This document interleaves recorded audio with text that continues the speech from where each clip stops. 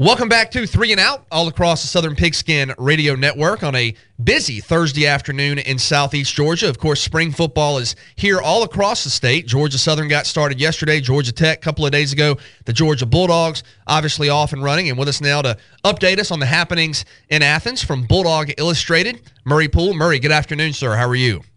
Good, BJ. How you doing?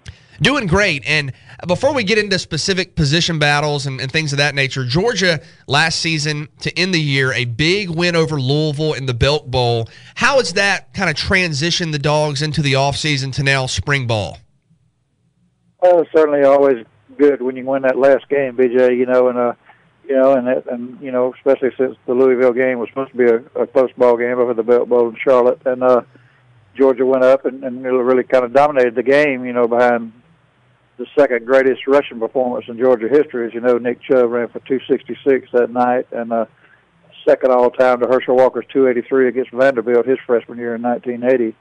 And I thought it was just a tremendous night, and I think a good thing out of that, too, you didn't want Hudson Mason to get hurt in that game, BJ, but, he gave Bryce Ramsey maybe half the game playing time, which could be vital going forward. And I think, that Coach Pruitt's defense kind of showed, bouncing back from the Georgia Tech game, got that bad taste out of their mouth, that and the Florida game, I might say, during the season, of not stopping anybody's running game, and did a really good job on Louisville, both defending the pass and stopping the run. And so a lot to build on defensively and certainly offensively with Nick Chubb and Bryce Ramsey get some experience in a game that mattered, all going forward into the current spring practice. And I think that attitude showed well with the new coaching staff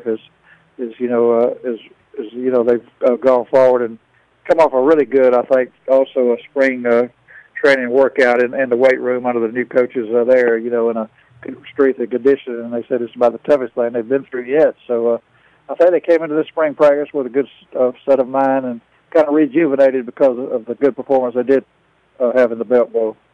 Murray, the hot topic right now in Athens is the quarterback position, a three-way battle right now. My question for you is, the coaches are saying that it's a three-way competition. Everybody's even. I know the quarterbacks are actually rotating days with the first team, second team, third team.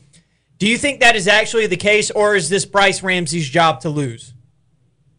Well, I think it was with Mike Bobo still there, Matt, it was Bryce Ramsey's job to lose. In fact, he said this week, the writers had him talking to all three of them on Tuesday, that he knew the offense and he felt good, and he felt like he's kind of had his foot in the door with Mike Bobo. But, when Brian Schottenheimer came in and established the new everything's level playing field, they all kind of started over. And Schottenheimer first said, we won't change the offense. It'll be what they're familiar with. We don't have to adapt to a whole new thing we're bringing in, NFL jargon. But that said, he's changed all the terminology. So, all the quarterbacks are learning, and Bryce Ramsey said we're back at square one. We're learning. So I think, the coaches do certainly like the little bit of experience he got last year, passing like 300 yards and so forth. But, with Jacob Park and Fatan Bauta all getting the equal reps, I think really that this Brian Schottenheimer, and Thomas Davis, of course, the running backs coach, all of them working together, they're going to go with the guy that produces in spring practice. And Coach Rick has gone on record as saying probably won't name a starter here in the spring. And but those coaches have got to kind of have a feeling, Coach Rick, Schottenheimer, and all, when spring practice ends after three scrimmages, who's going to be the lead guy. But I don't think they want to come out and say it to fall camp because of the reason they don't want one of those two, especially Park or somebody like that, to get disillusioned if they were to name Ramsey the starter. And they don't need anybody transferring because right now they certainly need all those three guys, give them that depth they need at quarterback. Murray Poole, Bulldog Illustrated, here with us on 3 and Out. Of course, spring practice going on right now up at Georgia. And Murray, I'm fascinated to get your perspective here.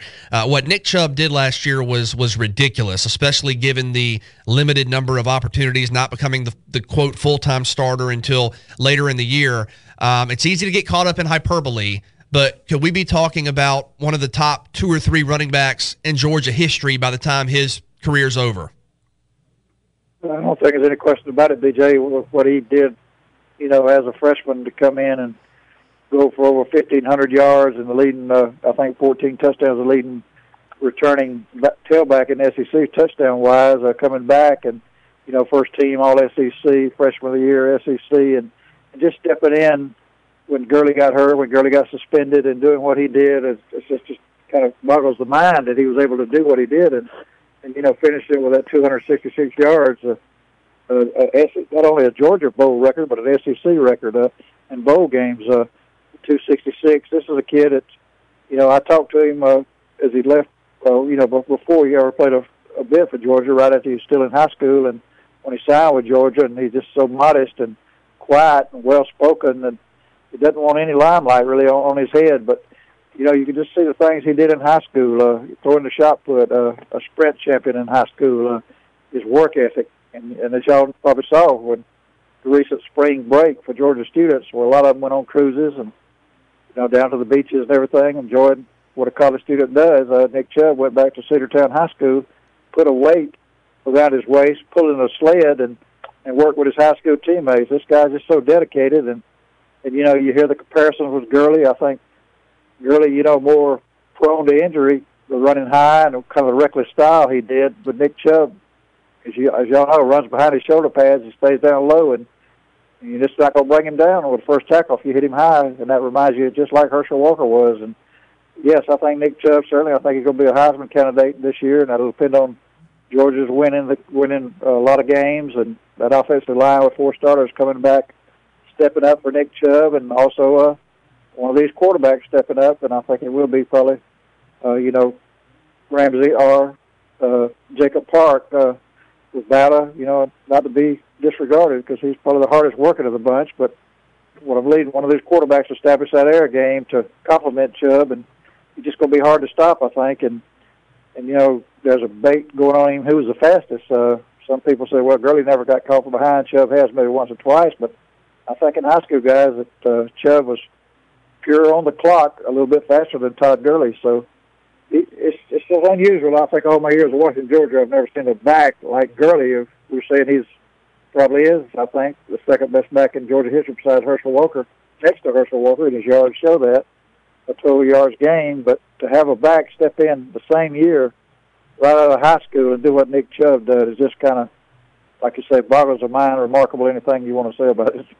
Murray, do we have any idea at this point what the Brian Schottenheimer offense is going to look like and how maybe it will differ from what we saw under Mike Bobo?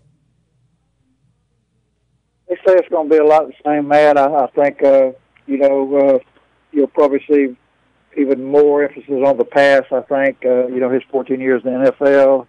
I think you'll see the tight end possibly being used even more, and that excites people, certainly like Jay Rome and the other kid. I'm drawing a blank on the tight end from last year, the freshman. It was Blazevich.